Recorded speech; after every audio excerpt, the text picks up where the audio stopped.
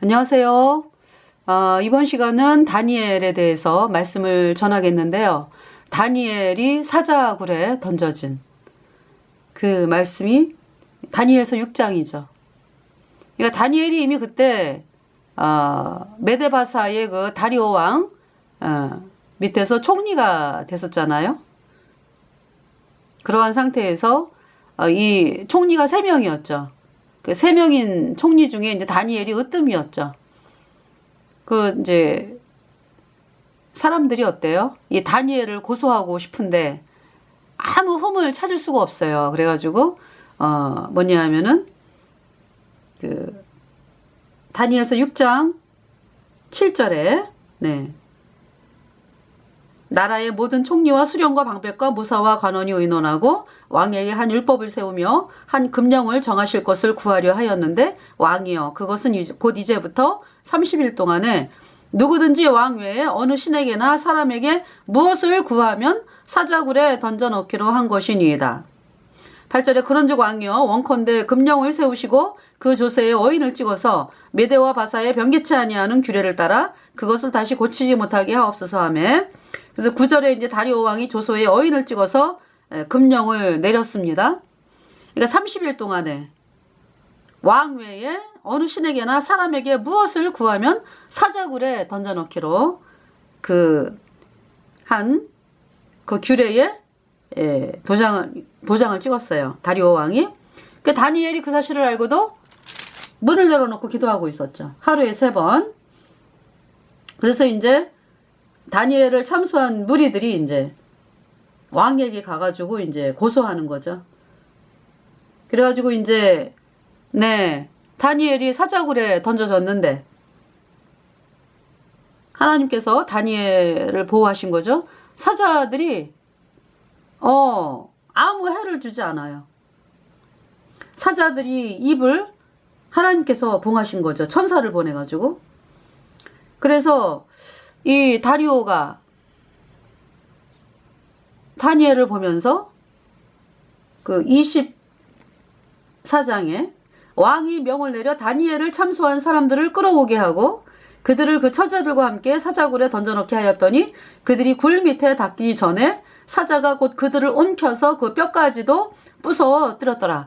그러니까 다니엘을 참소한 사람들이 그 처자들까지 사자굴에 던져져가지고 사자들이 뼈까지도 부숴뜨렸더라. 이렇게 하나님께서 말씀을 하고 계시고요. 26절에 다리오가 이제 조서를 내렸어요. 내가 이제 조서를 내리노라. 내 나라 관할 아래 있는 사람들은 다 다니엘의 하나님 앞에서 떨며 두려워할지니 그는 사시는 하나님이시요 영원히 변치 않으실 자시며 그 나라는 망하지 아니할 것이요 그 권세는 무궁할 것이며 27절에 그는 구원도 하시며 건져내기도 하시며 하늘에서든지 땅에서든지 이적과 기사를 행하시는 자로서 다니엘을 구원하여 사자의 입에서 벗어나게 하셨음이니라 하였더라. 28절에 이 다니엘이 다리오 왕의 시대와 바사 사람 고레스 왕의 시대에 형통하였더라. 이 다니엘서 6장인데요. 먼저 기도하고 그리고 찬송을 부르고 그러고 시작을 하겠습니다. 하나님 우리 아버지, 다니엘이 좀 하나님 말씀을 인해서 하나님을 바라보면서 나아간 이 다니엘, 또 사람들에게 복음을 전한 이 다니엘이 정말 그때의 그 상황은 바벨론 1차 포로로 다니엘이 바벨론의 포로로 끌려간 상황에서 그 이후로부터 되어진 상황입니다. 정말 개인적인 상황으로 본다면은 너무나 외로운 타향에서 포로로 끌려가서 생활하는 그 다니엘이었고 나라가 완전히 망해가지고 정말 그 나라 잃은 서름으로 바벨론의 포로 생활하면서 참 너무나 고통을 당하고 사는 다니엘이었는데 그러나 그 다니엘이 그런 가운데서도 하나님을 바라보는 내 모든 죄를 영원히 씻어서 나를 영원히 의롭게 하신 예수님의 보혈만을 바라보는 그 다니엘이 정말 그 다니엘을 통해서 이스라엘 백성들이 보호하심을 얻고, 그 다니엘을 통해서 하나님이 온 세상을 통치하신다. 정말 여호와 하나님은 영원 무궁한 나라고, 모든 그러니까 전 세계를 다스리는 신이다. 정말 이 다니엘을 통해서, 또 새 친구들을 통해서 사람들을 다스리는 왕들이 다니엘의 하나님, 사드락과 메삭과 아벳느고의 하나님을 참 알게 되면서 이스라엘 백성들을 보호하시는 그 하나님의 손길을 느낄 수가 있습니다. 이번 다니엘을 통해서 정말 전지전능하시고 무소부재하시고 영생하시고 죄가 없으신 창조주 하나님, 우리 구주 예수 그리스도, 참으로 그 하나님을 바라보면서 살아가는 우리 거듭난 성도들, 이 다니엘을 바라보면서 기뻐하게 하시고, 또 우리가 복음을 전하는 일에 이 다니엘을 바라보면서 어렵고 힘든 가운데서도 또 복음 전하는 분들 마음의 위로를 주시고, 또 마귀가 어떻게든지 사람들을 속여서 복음을 못 전하게 하려고 방패를 수많은 계략을 짜고 있는데, 정말 다니엘이 믿는 하나님, 예수님이 십자가에 피 흘려서 내 모든 죄를 단번에 영원히 씻어서 의롭게 하셨다. 이 복음의 말씀을 들고 나가는 다니엘, 복음이 홍해를 갈랐듯이, 복음이 요단강을 갈랐듯이 이 복음으로 나갈 때에 우리 앞에 있는 모든 산들이 무너지고, 그래서 하나님은 뜨인 돌이라고 우리를 말씀하고 계십니다. 제국을 무너뜨린 뜨인 돌, 그것은 바로 우리 거듭난 성도들이 전하는 복음인 것을 바라볼 때에 사단 마귀가 왜 그렇게 거듭난 성도들을 향해서 공격을 했는지를 다시 한번 우리가 이 복음이 얼마나 사단 마귀를 고통스럽게 하고 사단 마귀가 꼼짝 못하게 하는 그러한 무기인지를, 다시 우리가 이 복음을 바라보면서 살아가는 귀한 성도들 될 수 있도록 은혜 입혀 주시기를 간절히 구하오며, 우리의 모든 죄를 영원히 씻어주신 우리 구주 예수 그리스도의 이름으로 감사하며 기도드렸습니다. 아멘. 수많은 사람들이 왜 자기가 믿는 신이 있어요, 그죠? 그것은 그러니까 예수 그리스도, 우리의 구원자 예수 그리스도로 말미암아 죄사함 받은 의인들, 다니엘이 그랬고요. 우리가 구원을 받았습니다. 예수님께서 내가 곧 길이요 진리요 생명이니 나로 말미암지 않고는 아버지께로 갈 자가 없느니라. 네. 예수님을 통해서 나아가지 않으면은요, 다 절도요, 강도다라고 말씀하셨죠, 하나님께서.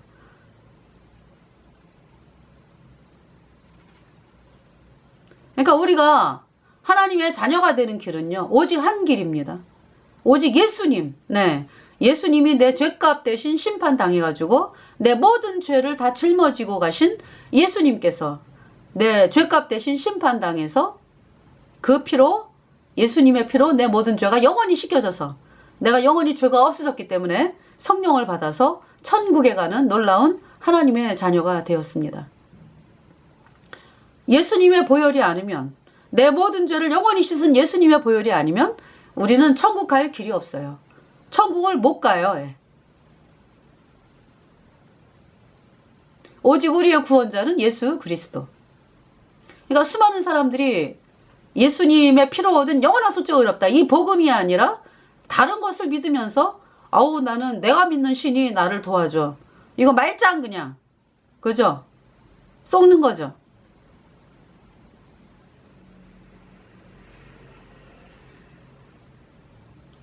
그러니까 뭐예요? 죄인이라고 하는 사람들은 여전히 마귀 아래 있는 거예요. 마귀의 그 철장 같은 권세 아래서. 그러면서 본인들은 마귀가 본인을 누르는지도 몰라. 그죠? 잘하는 줄 알잖아. 내가 예수님을 잘 믿고 뭐 헌금 봉사 11조하고 막 예수님을 부르고 막 이러니까 내가 구원받았겠지. 천만의 말씀이죠. 죄인이 어떻게 구원받은 사람입니까? 죄 때문에 이 마귀의 철장 같은 권세에 갇혀있는 사람이죠. 그 세 장이 있어요. 세 장. 세 장이 이렇게 튼튼한 쇠로 이렇게 되어 있죠. 그 새가 아무리 노력을 해도 그 쇠장을 뚫을 수가 없죠. 엄청나게 그 두꺼운 철로 되어 있어가지고 그게 나올 수가 없어요. 나오는 길은 그 사장 주인이 문 열어놓고 이쪽으로 이렇게 이제 문을 열고서 나와라. 그 새들이 나가잖아, 그죠? 그럼 나가는 거지. 근데 어떤 고집스러운 새가 아우 말도 안 돼. 아우 난 안 나가. 아니 기분 나쁘게 내가 노력을 해가지고 이 철장을 막 그냥 불이로면 어떻게 해가지고 거꾸로 들어갖고 나갈 생각을 해야지. 그래야 떳떳하지. 무슨 이런 새 여러분 이런 새 보셨나요? 제가 이제 이게 이해를 돕기 위해서 이야기를 하는데요. 새들은 이게 나가잖아, 그죠? 근데 왜 여러분들은 왜 그렇게 안 나와요? 문을 이미 다 활짝 열어놨는데 예수님이 십자가에 피 흘려서 너희들의 모든 죄 단번에 영원히 씻어서 너희들을 영원히 죄 없게 했다 이렇게 했다. 이 말씀을 믿으면 단번에 의인되어 천국 가는 건데 아니 문이 활짝 열렸는데도 안 나와. 아주 그냥 마귀가 손뼉치고 있어요. 아우 잘한다 잘한다 잘한다. 그래 그쪽 보지마. 예수님의 피로 얻은 영원한 수조 어렵다. 그 복음 절대 가지마. 그 누구 얘기요? 마귀 얘기지. 그래서 여러분들이 계속 여러분들 노력해가지고 오늘도 그냥 해다 보면 되겠지. 내일은 되겠지 뭐. 그 이제 계속해서 지금 수십 년을 왔잖아요. 수십 년을 오면서 변한 게 뭐가 있어요? 죄는 그대로 있네? 여러분 마음판에? 그래서 맨날 입술만 열면 죄인이라 그러잖아. 그죠? 어디 가요 어디가? 영원한 불구세 가지.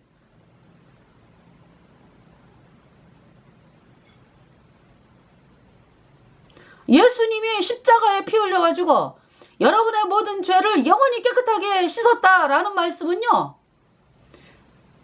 정말 예수님의 보혈은요. 시꺼먼 그 죄를 흰 눈보다 더 이게 붉은 예수님의 피로 여러분의 모든 죄를 흰 눈보다 더 이게 깨끗하게 씻었어요. 영원히 죄 없다 의롭다. 여러분 그 사실이 이루어지지 않았잖아. 그죠? 여전히 시꺼먼 죄인이잖아.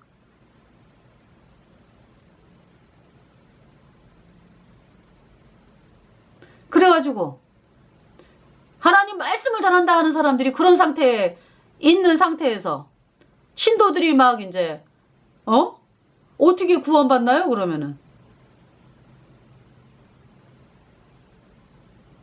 뭐라 그래요? 아유 예수님이 십자가에 피 흘려서 우리 죄를 씻었는데 끝까지 가봐야지 뭐. 그 얘기 아니에요? 하는 거 봐가지고 시원찮으면은 천국을 못 가는 거고 그 얘기잖아요. 아니 여러분이 있잖아요. 진짜 거듭난 사람들은요 딱 이야기를 해요. 어떻게? 예수님이 십자가에 피 흘려서 내 모든 죄가 아주 단번에 영원히 씻겨져가지고 영원히 죄가 없어요. 내 안에 성령이 들어와서 천국 갑니다. 하나님의 자녀로 태어났습니다. 이렇게 확실하게 얘기를 해요. 거듭난 성도들은. 그런데 있잖아요. 뭐 말이 많아. 뭐 예수님이 뭐 십자가에 못 박혀서 내 죄를 위해 죽었는데 끝까지 뭐예요? 끝까지 예수님 그 십자가의 길을 따라야 된다든지 아니 그게 구원받은 사람이 아니지. 그렇잖아요. 이 생명의 탄생은요 아주 확실한 거예요. 그러니까 딱 두 종류예요. 두 종류. 예수님 피로 죄사함 받아 의인돼 갖고 성령이 들어온 영원한 하나님의 자녀냐, 아니면은 여전히 죄가 있는 죄인이냐, 둘 중에 하나지.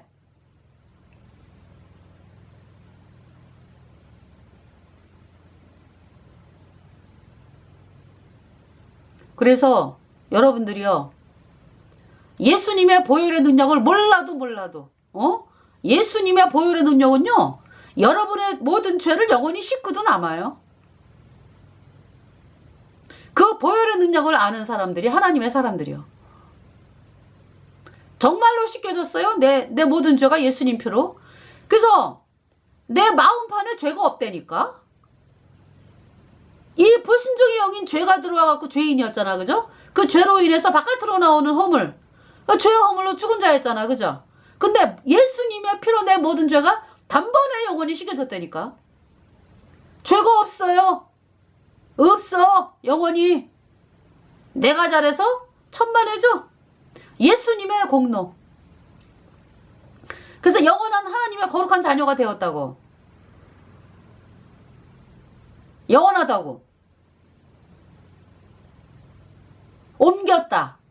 내 말을 듣고 또 나 보내신 이를 믿는 자는, 요한복음 5장 24절 말씀이죠. 요한복음. 내 말을 듣고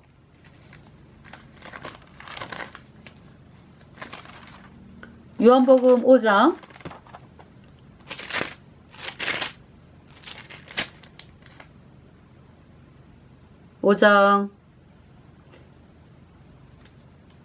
24절에 내가 진실로 진실로 너희에게 이르노니 내 말을 듣고 또 나 보내신 이를 믿는 자는 영생을 얻었고 심판에 이르지 아니하나니 사망에서 생명으로 옮겼느니라. 옮겼습니다. 죄인은 어디 있어요? 사망에 있는 거지. 예수님 피로 죄사함 받아 의인된 성도는 생명을 얻었고. 여러분 있잖아요. 이제 박씨 집안에 아이들이 태어났어. 그러면 그 박씨 집안의 자녀잖아. 그죠? 자녀로 태어났잖아요. 그럼 뭐 잘해나 못해나 내 자식이지. 그잖아요. 박씨 집안에 그 부모가 그러잖아. 잘해나 못해나 내 자식이고.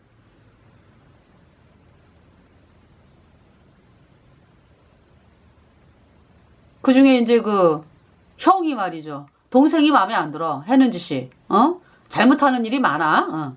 그러니까 이제 야, 너 저기 우리 집안 자녀 아니야? 자식 아니야?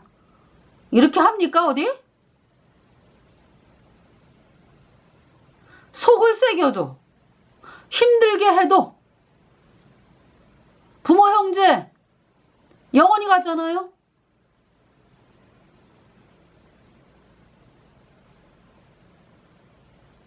예수님은요 십자가에 피 흘려가지고 여러분의 모든 죄를 단번에 영원히 다 씻었어요.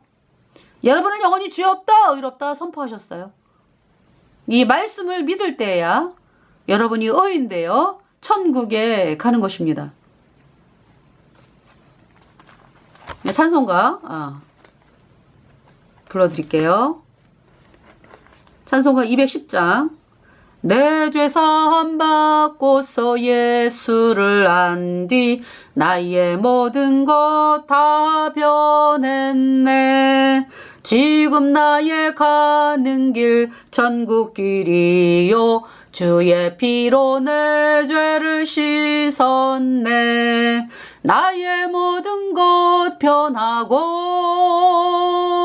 그 피로 구속 받았네. 하나님은 나의 구원 되시오니 내게 정죄함 없도다.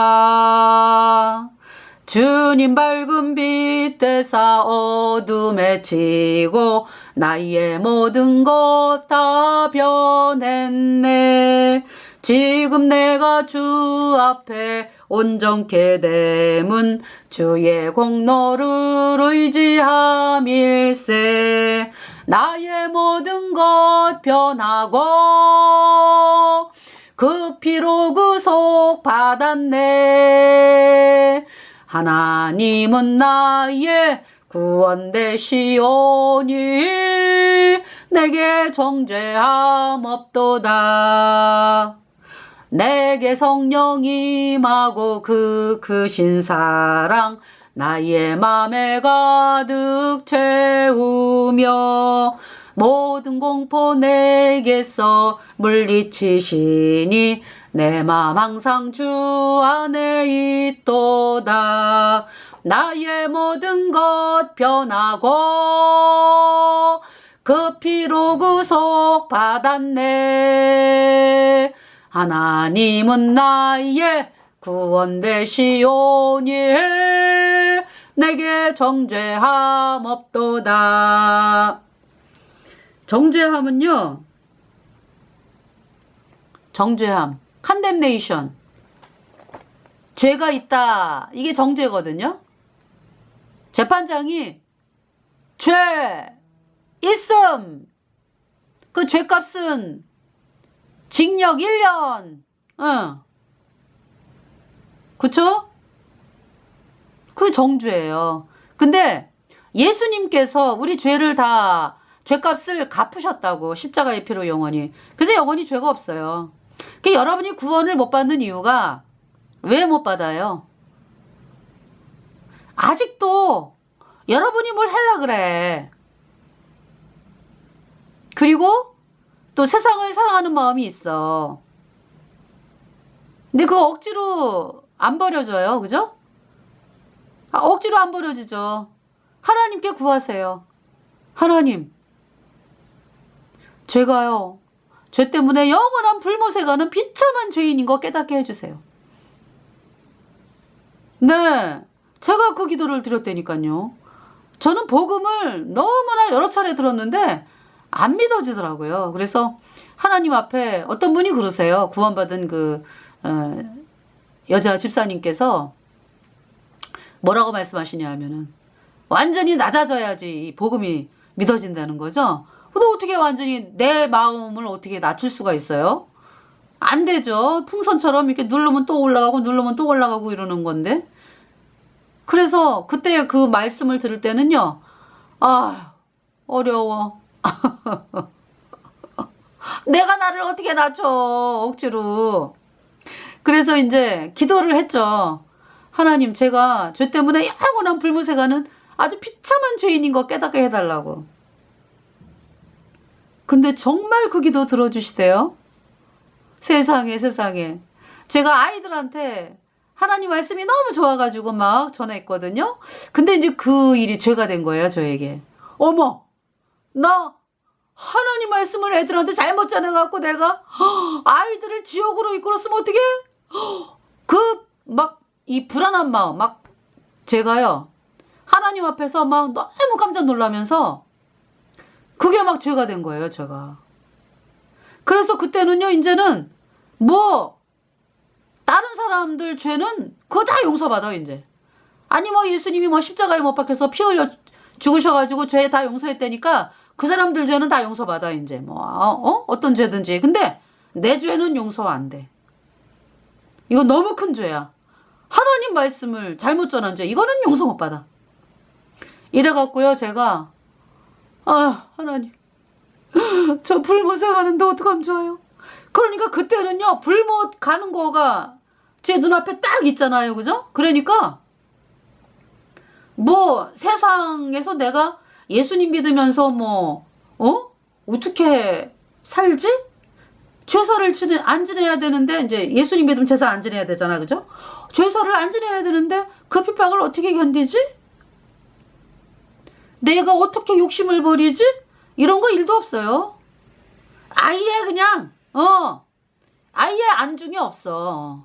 일도 아니야 그거는. 왜? 아 내가 지금 죄 때문에 영원한 불못에 떨어지게 생겼는데 뭐 그렇잖아요. 그냥 지절로 그냥 아무것도 아닌 게 되더라고. 세상은 하나님이 어마어마하니까, 하나님의 심판이 어마어마하니까. 그래서 그때 제 마음이 완전히 낮아져가지고요.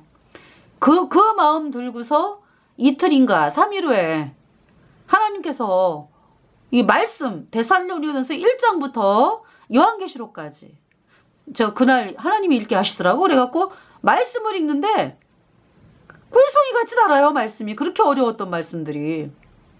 그러면서 죄가 없어진 거야. 정말 그 말씀이 다 믿어지니까 그냥 죄가 없어졌죠. 이 마음이 평안해지면서 영원히 죄가 없어. 예수님의 피로 영원히 의롭다. 네. 그래서 구원을 받았어요. 제가 그때가 꽃다운 나이 27살. 네. 그 지금까지 30년이 넘었죠. 그러니까. 네. 거듭난 지. 그래서 여지까지 복음을 전하고 있어요. 네.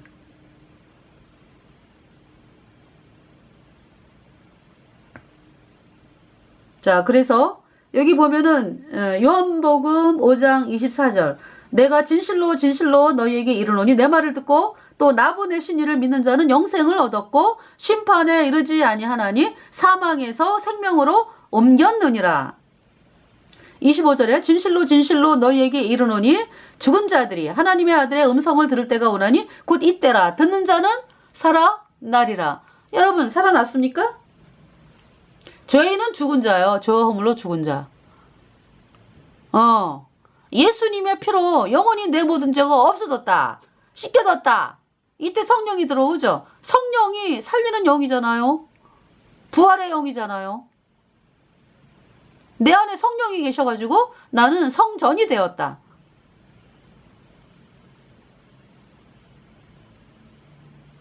그럼 여러분들이 구원을 받는 것은 또 요새 또 뭐 예배 중에 임하는 하나님? 예배 중에 임하는 하나님? 예배 중에 하나님이 임한다? 예배를 보는데 하나님이 임한다? 아니죠?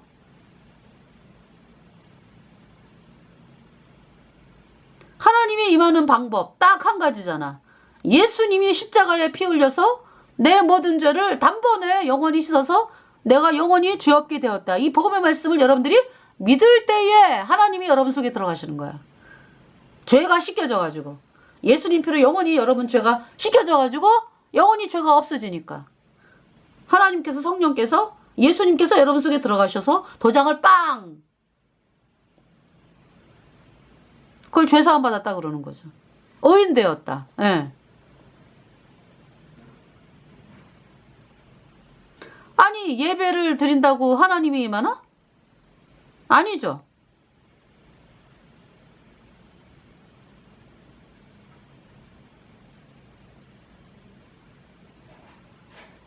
이미 임했습니다. 예수님 피로 죄사함 받아 의인된 우린 이미 임했어요. 하나님이 우리 안에 계시고 아니 죄인들이 뭐 아무리 뭐 예배 드린다 한들 그렇잖아요. 어떻게 예배 중에 임하는데 죄인들에게 어떻게 하나님이 들어가시는데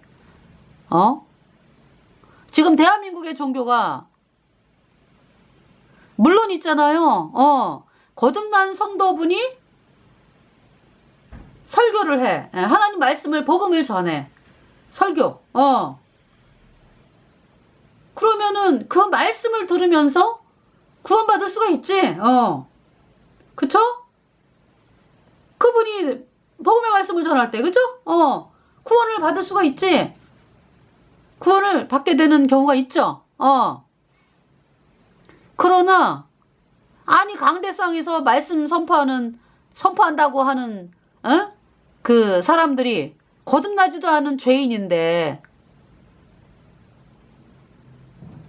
그 예배 중에 무슨 하나님이 임하냐고.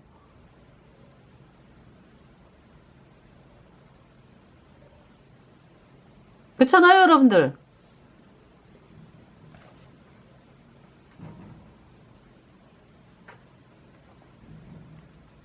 네. 자, 그러면 다니엘서 7장을 보겠습니다. 이 다니엘은 BC 605년에 바벨론 1차 포로로 끌려온 사람이에요. 다니엘과 세 친구들 사드락과 메삭과 아벳느고 같이 끌려왔죠. BC 605년에. 그리고 다니엘 1장을 보면은 1절에 유다왕 여호야김이 위에 있은 지 3년에 유다왕 여호야김이 BC 609년에 왕이 됐기 때문에 이제 609년인데 608년, 609년. 그래서 위에 있은 지 3년에 그랬죠. 그래서 대략 BC 605년에 이제 끌려왔어요. 왜냐하면은 바벨론이 1차 침입을 BC 605년에. 그래서 유다왕 여호야김이 위에 있은 지 3년에 바벨론 왕 느부갓네살이 예루살렘에 이르러 그것을 에워쌌더니 2절에 주께서 유다왕 여호야김과 하나님의 전 기구 얼마를 그의 손에 붙이심에 그가 그것을 가지고 신할 땅 자기 신의 묘에 이르러 그 신의 보고에 두었더라. 그러면서 이제 다니엘이 끌려갔잖아. 그죠? 다니엘 새 친구. 네.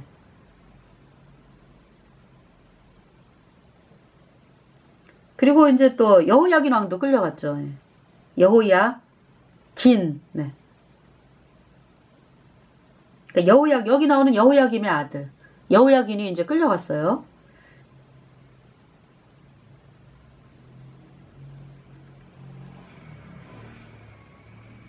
그래서 이제 여기 이제 1장 3절에 보면은 왕이 환관장 아스푸나스에게 명하여 이스라엘 자손 중에서 왕족과 귀족의 몇 사람 4절에 곧 흠이 없고 아름다우며 모든 재주를 통달하며 지식이 구비하며 학문에 익숙하여 왕궁에 모실 만한 소년을 데려오게 하였고 그들에게 갈대아 사람의 학문과 방언을 가르치게 하였고 3년입니다. 3년.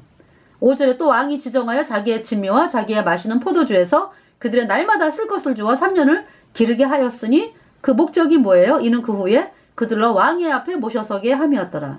네. 그래서 이제 다니엘 이름을 고쳤어. 환관장이 그들의 이름을 고쳐 다니엘은 벨드사살. 그 다음에 다니엘의 세 친구가 이제 하나냐와 미사엘과 아사랴가 있었는데 이제 하나냐는 사드락, 미사엘은 메삭, 아사랴는 아벳느고라고 이제 하였습니다. 그러면서 이제 다니엘이 뜻을 정해서 왕의 진미와 그의 마시는 포도주로 자기를 더럽히지 아니하리라 하고 자기를 더럽히지 않게 하기를 환관장에게 구하니 이제 하나님이 다니엘로 환관장에게 은혜와 궁유를 얻게 했습니다. 그러면서 이제 이 환관장이 본인을 걱정하는 거죠. 자기를. 왜냐하면은 본인은 이제 허락을 하고 싶은데 네 너네가 음식을 그러니까 이제 뭐냐면은 왕의 진미와 그의 마시는 포도주로 자기를 더럽히지 아니하리라고 자기를 더럽히지 않게 하기를 환관장에게 구하니 환관장은 나도 그렇게 하고 싶다 그런데 너네 얼굴이 초초해가지고 못 먹어가지고 초초해서 그러면은 환관장이 그러는 거죠. 내 머리가 왕 앞에서 위태하게 되리라 하니라.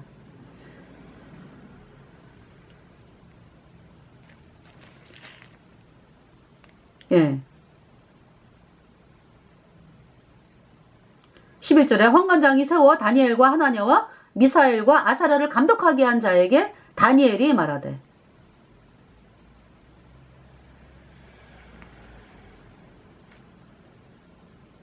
뭐라 그래요? 12절에 우리가요 시험적으로 그러면 열흘 동안 채식을 주어가지고 먹게 해서 비교해보세요. 당신 앞에서 우리 얼굴과 왕의 진미를 먹는 소년들의 얼굴을 비교해서 비교해보고 처분을 하소서. 그래서 열흘을 시험을 했더니요. 15절에 열흘 후에 그들의 얼굴이 더욱 아름답고 살이 더욱 윤택하여 왕의 진미를 먹는 모든 소년보다 나아 보이는지라. 그래서 이제 왕의 그 감독하는 자가 그들에게 분정된 진미와 마실 포도주를 제하고 채식을 주었습니다. 다니엘 1장 16절에. 그러면서 이제 하나님의 지혜가 임하는 거죠. 17절에 하나님이 내 소년에게 지식을 얻게 하시며 모든 학문과 재주에 명철하게 하신 후에 다니엘은 또 모든 이상과 몽조를 깨달아 알더라. 그러니까 다니엘과 이 세 친구가 이렇게 나온다라는 것은 그들에게 하나님 말씀이 있었다는 얘기죠. 예. 예수님 피로 죄사함 받아 의인되었기 때문에 다니엘과 세 친구가 이렇게 담대하게 이야기를 하는 거죠. 그러면서 이제 뜻을 딱 정해가지고 죽으면 죽으리라잖아요. 그죠? 뜻을 정해가지고 우리는 왕이 주는 음식 먹지 않겠다. 왜 그랬을까요? 그러니까 날마다 그 왜 저 바벨론 그 신에게 지내는 그 제사 음식 들어오는 거 아니겠어요? 그죠? 그러니까 이제 안 먹겠다 이거죠. 그래서 하나님께서 이렇게 이제 환관장의 마음을 움직여가지고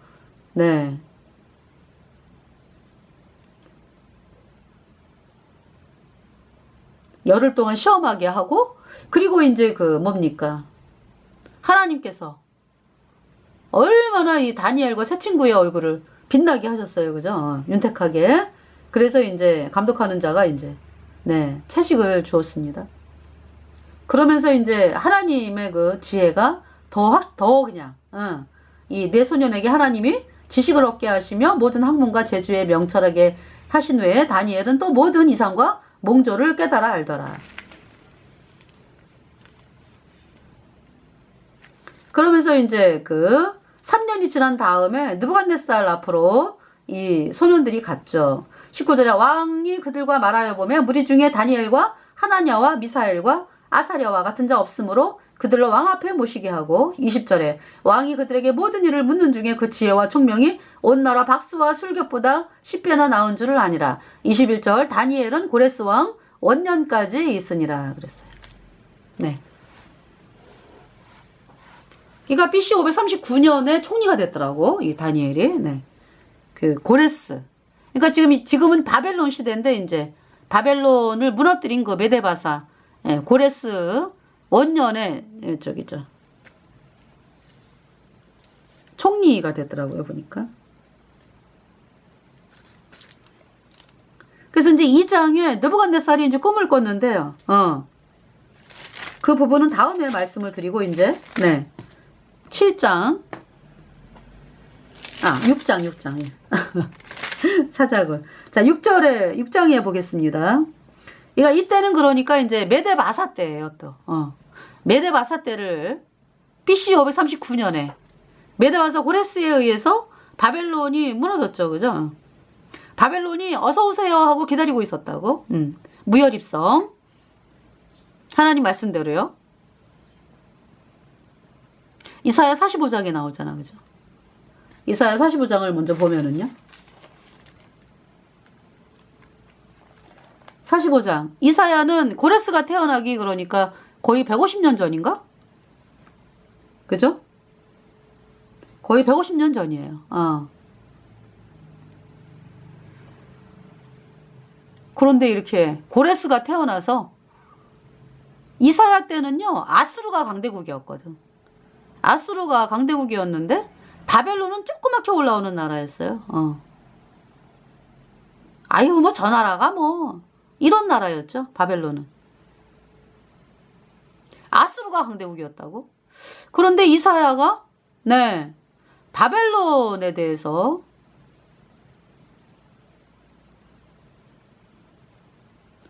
바벨론이 그냥 그쵸. 그 바벨론에 대해서 말씀하잖아. 이사야가. 보겠습니다.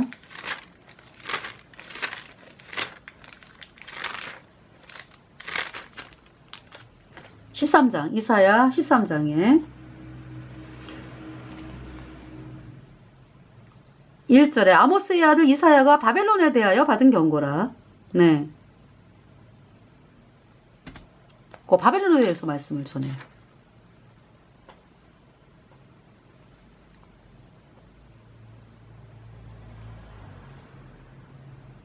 그러니까 이제 뭐냐 하면은 바벨론에 대한 심판을 선언한다 라는 얘기는요.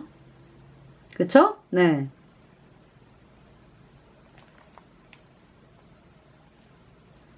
바벨론에 대한 멸망을 선언한다 라는 얘기는 지금 바벨론이 일어나 조그맣게 그냥 존재하는 나라인데 이렇게 이제 바벨론이 전 세계를 정복하는 거를 먼저 말씀하는 거잖아. 그죠? 그러면서 또 뭘 얘기하냐 하면은 그 바벨론을 메데바사가 또다시 정복을 하는 거를 또 말씀하고 있어요. 자, 이사야 13장 1절. 아모스의 아들 이사야가 바벨론에 대하여 받은 경고라. 2절. 너희는 자산 위에 기호를 세우고 소리를 높여 그들을 부르며 손을 흔들어 그들로 존귀한 자의 문에 들어가게 하라. 3절에 내가 나의 거룩히 구별한 자에게 명하고 나의 위엄을 기뻐하는 용사들을 불러 나의 노를 풀게 하였느니라. 여기서 뭘 말씀하냐 하면은 메대가 있잖아요. 메대가. 메데바사가 바벨론을 힘들게 할 것을, 네. 그러니까 메데바사가 또 바벨론을 공략하는 것을 말씀하는 거죠. 4절에 산에서 무리의 소리가 나며 많은 백성의 소리 같으니 곧 열국 민족이 함께 모여 떠드는 소리라. 만군의 여호와께서 싸움을 위하여 군대를 검열하심이로다.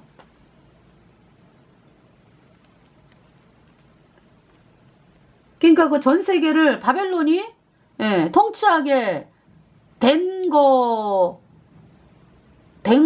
그리고 이제 그 바벨론이 이제 멸망하는 그 말씀. 네. 그러니까, 그쵸.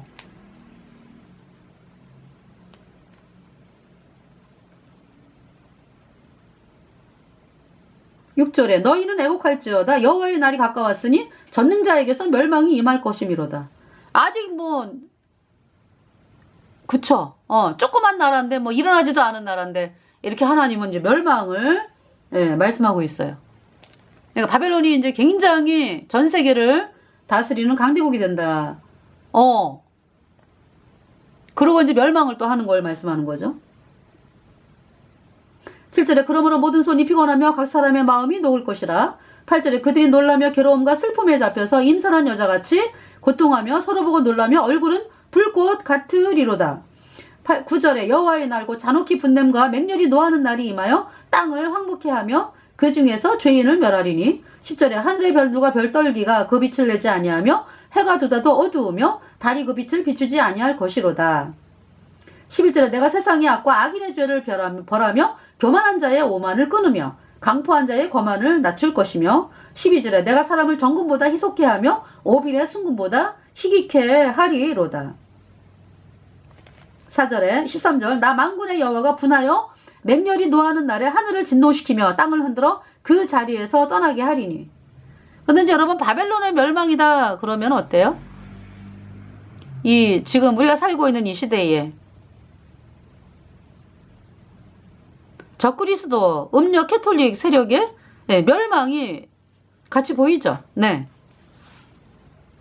14절에 그들이 쫓긴 노루나 모으는 자 없는 양같이 각기 동족에게로 돌아가며 본향으로 도망할 것이나. 15절 만나는 자는 창에 찔리겠고 잡히는 자는 칼에 엎드러지겠고. 16절 그들의 어린아이들은 그 목전에 메어침을 입겠고 그 집은 노략을 당하겠고 그 아내는 욕을 당하리라.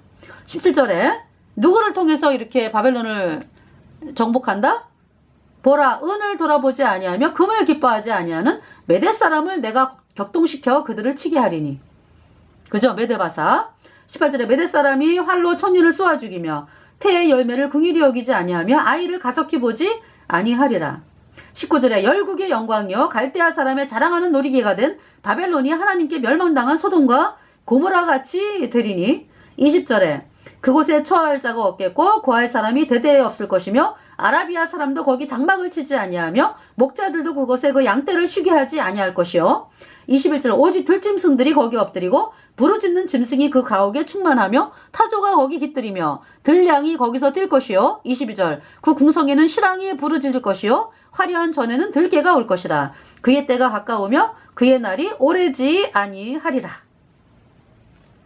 메데바사로 인한 바벨론의 멸망을 예언하고 있어요. 네. 누구를 통해서? 지금 이사야를 통해서. 네.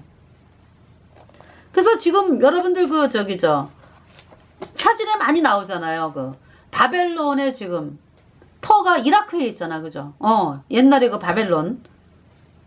이렇게 됐어요. 황폐해져가지고. 하나님 말씀 그대로죠, 네. 황폐해져가지고. 이 말씀 그대로 됐죠. 그 궁성에는, 21절에 오직 들짐승들이 거기 엎드리고, 사람도 없어요. 한 사람도 없어. 그냥 황폐됐어요. 20절에 그곳에 처할 자가 없겠고 아할 사람이 대대에 없을 것이며 아라비아 사람도 거기 장막을 치지 아니하며 목자들도 그곳에 그 양떼를 쉬게 하지 아니할 것이요. 21절 오직 들짐승들이 거기 엎드리고 부르짖는 짐승이 그 가옥에 충만하며 타조가 거기 깃들이며 들량이 거기서 뛸 것이요. 22절 그 궁성에는 실랑이 부르짖을 것이요. 화려한 전에는 들깨가 울 것이라 그의 때가 가까우며 그의 날이 오래지 아니하리라. 지금 황폐화가 됐어요. 예. 그 이사야 45장을 보면은요.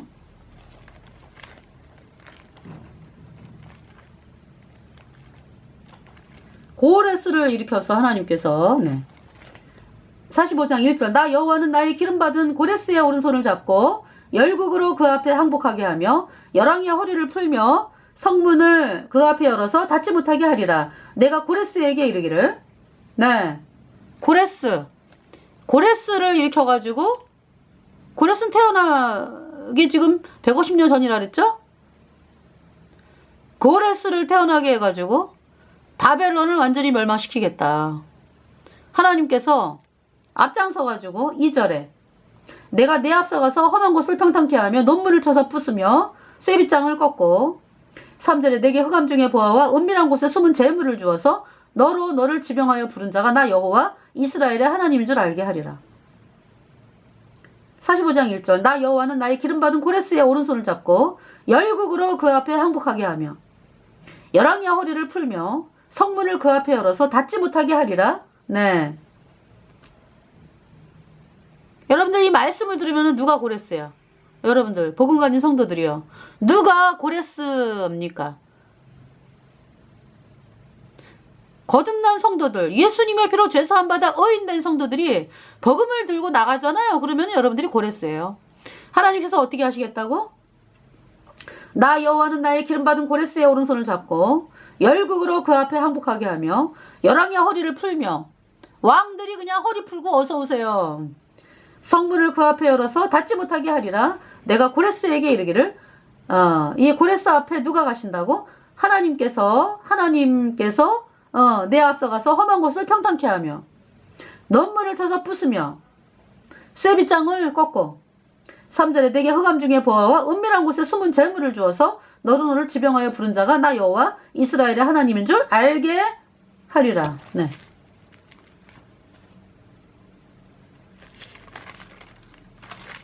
그렇게 해서 이 고레스가요. 이 바벨론 그 마지막 왕이 벨사살이었잖아. 벨사살 그죠? 벨사살이 얼마나 교만했습니까? 그죠? 그날 밤에 죽임당했잖아. 그죠? 이제 다니엘서 5장에 보면은 벨사살 왕이 귀인 1,000명을 위하여 귀족들 1,000명 1,000명이면 적은 수가 아니죠. 그 큰 잔치를 배설하고 그 1,000명 앞에서 술을 마시는데 2절에 벨사살이 술을 마실 때 명하여 그 붙인 느부갓네살이 예루살렘 전에서 취하여 온 금은 기병을 가져오게 하였으니 이는 왕과 귀인들과 왕후들과 빈궁들이 다 그것으로 마시려 함이었더라.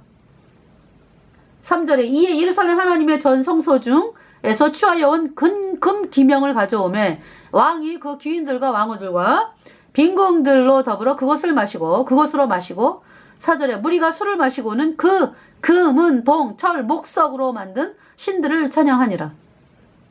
말할 수 없는 너무나 끔찍한 범죄를 저지르고 있어. 그죠?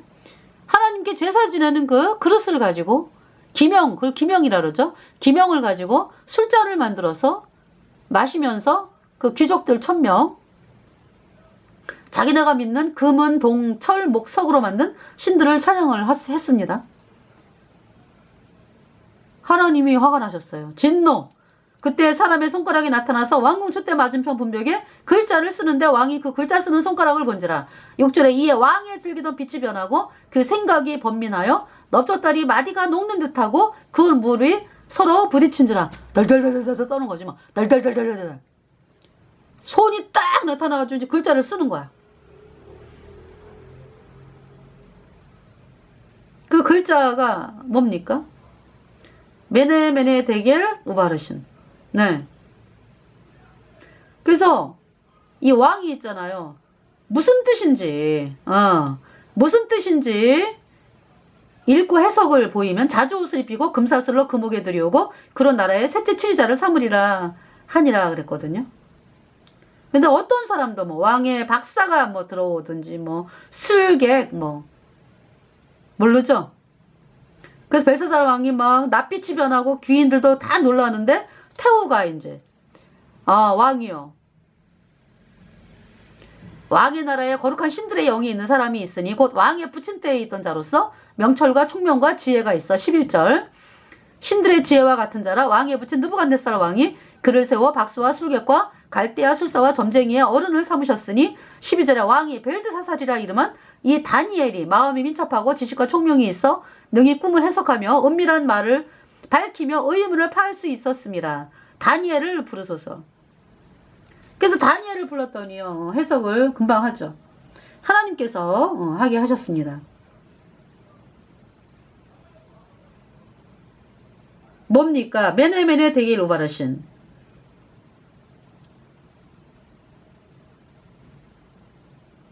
그래서 이제 뭐라고 먼저 얘기를 하냐 하면 다니엘이 왕에게 대답하여 가로되 아무리 뭐 저에게 뭐 예물을 주고 뭐 상급을 준다 할지라도 다른 사람에게 다 주라. 그럴지라도 내가 해석은 하겠습니다. 18절에 왕이여 지극히 높으신 하나님이 왕에 붙인 느부갓네살에게 나라와 큰 권세와 영광과 위엄을 주었고 19절에 그에게 큰 권세를 주셨으므로 백성들과 나라들과 각 방언하는 자들이 그의 앞에서 떨며 두려워하였으며 그는 임의로 죽으며 임의로 살리며 임의로 높이며 임의로 낮추었더니 20절에 그가 마음이 높아지며 뜻이 강팍하여 교만을 행함으로 그 왕위가 폐함받으며 그 영광을 빼앗기고 인생 중에 쫓겨나서 21절 그 마음이 들짐승의 마음과 같았고 또 들나귀와 함께 거하며 또 소처럼 풀을 먹으며 그 몸이 하늘 이슬에 젖었으며 지극히 높으신 하나님이 인간 나라를 다스리시며 자기의 뜻대로 누구든지 그 위에 세우시는 줄을 알기까지 이르게 되었나이다. 그 기간이 7년이었죠. 22절에 벨사살이여 왕은 그의 아들이 되어서 그러니까 이제 직접 아들은 아니고 그 후손이죠. 그러니까 이것을 다 알고도 오히려 마음을 낮추지 아니하고 23절 도리어 스스로 높여서 하늘의 주제를 거역하고 그 전 기명을 왕의 앞으로 가져다가 왕과 귀인들과 왕후들과 빈궁들이 다 그것으로 술을 마시고 왕이 또 보지도 듣지도 알지도 못하는 금은 동 철과 목석으로 만든 신상들을 찬양하고 도리어 왕의 호흡을 주장하시고 왕의 모든 길을 작정하시는 하나님께는 영광을 돌리지 아니한지라. 24절에 이러므로 그의 앞에서 이 손가락이 나와서 이 글을 기록하였나이다. 25절 기록한 글자는 이것이니 곧 메네메네 데겔 우바르신이라. 26절 그 뜻을 해석하건대 메네는 하나님이 이미 왕의 나라의 시대를 세워서 그것을 끝나게 하셨다 하며 27절 데겔은 왕이 저울에 달려서 부족함이 배었다 하며 28절 베레스는 왕의 나라가 나뉘어서 메대와 바사 사람에게 준바되었다 함이니이다. 네. 그래서 이제 그 벨사살이 다니엘에게 자주 옷을 입히게 하고 금사슬로 그의 목에 들이우게 하고 그를 위하여 조서를 내려 나라의 셋째 치리자를 삼으니라. 그러면서 30절 그날 밤에 갈대아 왕 벨사살이 죽임을 당하였고 31절 메대 사람 다리오가 나라를 얻었는데 때에 다리오는 62세였더라. 예. 이 메데바사 고레스를 말하는 거죠. 그러니까 뭐냐 하면은 다리오와 고레스는 그렇게 얘기를 하더라고요. 저기죠. 다리오가 장인이고 고레스가 사위입니다. 다리오의 딸이 고레스의 부인이에요. 그래서 이 정복전쟁은 고레스가 이제 바사왕이고 메대왕은 다리오니까 연합군이잖아요. 그래서 이 고레스는 계속 정복전쟁을 하고 다리오가 이제 앉아갖고 사물을 보는 그렇게 이제 되는 가운데서 이 다니엘이 이제 다리오 왕 밑에 있었던 거죠. 근데 어때요? 이 메데바사가 점점 커져가지고 페르시아가 되잖아. 그죠? 자, 6장을 보겠습니다. 다리오가 자기의 심원대로 방백 120명을 세워 전국을 통치하게 하고 또 그들 위에 총리 셋을 두었으니 다니엘이 그 중에 하나이라. 3절에 다니엘은 마음이 민첩하여 총리들과 방백들 위에 뛰어나므로 왕이 그를 세워 전국을 다스리게 하고자 한지라. 그래서 이제 4절에 이에 총리들과 방백들이 국사에 대하여 다니엘을 고소할 틈을 얻고자 하였으나 능히 아무 허물을 얻지 못하였으니 이는 그가 충성되어 아무 그릇함도 없고 아무 허물도 없음이었더라. 그 사람들이 있죠. 다니엘은 하나님의 율법에 대하여 그 틈을 얻지 못하면 그를 고소할 수 없으리라 하고서 이제 5절에 그래서 이제 왕을 찾아가지고 총리들과 방백들이 이제 다니엘을 뺀 총리들과 방백들이 왕에게 나아가서 다리오 왕이여 만세수를 하옵소서. 6절 7절에 나라의 모든 총리와 수령과 방백과 무사와 간원이 의논하고 왕에게 한 율법을 세우며 한 금령을 정하실 것을 구하려 하였는데 왕이여 그것은 곧 이제부터 30일 동안에 누구든지 왕 외에 어느 신에게나 사람에게 무엇을 구하면 사자굴에 던져넣기로 한 것이니이다. 그래서 이제 금령을 세우시고 왕이여 어인을 찍어서 메대와 바사에 변개치 아니하는 규례를 따라 그것을 다시 고치지 못하게 하옵소서 하며 다리오 왕이 조서에 어인을 찍어 금령을 내니라. 그러니까 이제 이 다리오 왕이 아주 강력하지는 못하네. 그죠? 신하들이 그렇잖아요. 뭐 금령을 세우시고 뭐 어인을 찍어서 변개치 아니하는 규례를 따라 메대와 바사에 그것을 다시 고치기 못하게 하옵소서. 아유 뭐 그냥 그렇잖아요. 이 다리오 왕이 너넨 뭐 이렇게 까다롭게 해. 왕권이 세면은 필요 없어 막 이러잖아. 그죠? 근데 어인을 찍어 금령을 내니라 그랬죠. 10절에 다니엘이 조서에 어인이 찍힌 것을 알고도 자기 집에 돌아가서는 그 방에 예루살렘으로 향하여 열린 창에서 전에 행하던 대로 하루 3번씩 무릎을 꿇고 기도하며 하나님께 감사하였더라. 이제 무리들이 이제 그걸 본 거야. 그래가지고 이제 왕한테 이제 다니엘이 13절에 그들이 왕 앞에서 대답하여 가로되 왕이여 사로잡혀온 유다 자손 중에 다니엘이 왕과 왕의 어인이 찍힌 금령을 돌아보지 아니하고 하루 3번씩 기도하나이다. 14절에 왕이 이 말을 듣고 그로 인하여 심히 근심하며 다니엘을 구원하려고 마음을 쓰며 그를 얹어내려고 힘을 다하여 해가 질 때까지 이르매 15절에 그 무리들이 또 모여 왕에게로 나와서 왕께 말씀하시되 왕이여 메대와 바사의 규례를 아시거니와 왕의 세우신 금령과 법도는 변개치 못할 것이니이다.